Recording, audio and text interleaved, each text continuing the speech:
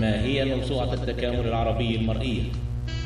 هي أول موسوعة عربية مرئية تصدر في الشرق الأوسط على اسطوانات DVD بشكل ألبوم فاخر يتضمن 12 اسطوانة مخصصة لعرض الأنشطة التجارية والصناعية والزراعية في دول الوطن العربي في صورة أفلام إعلانية لكل نشاط من الأنشطة المشاركة.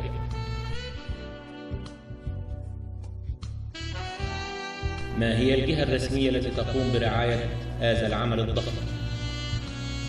تصدر موسوعة التكامل العربي المرئية برعاية أمانة جامعة الدول العربية القطاع الاقتصادي لتعزيز وتنشيط التكامل الاقتصادي العربي بين الدول العربية من أجل رفع مستوى المعيشة والتعريف بالمنتجات العربية وسهولة التعارف والاتصال بين رجال الأعمال العرب.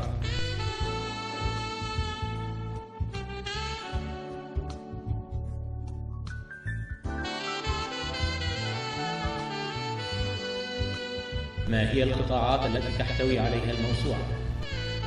الصناعات البترولية والكيماويات، الصناعات الغذائية، الصناعات المنزلية، الصناعات النسيجية، الصناعات الهندسية، الصناعات الورقية، قطاع التجارة، صناعات الإنشاء والتعمير، قطاع الخدمات، البلاستيك واللدائن، الأدوية والخدمات الطبية، قطاع الزراعة.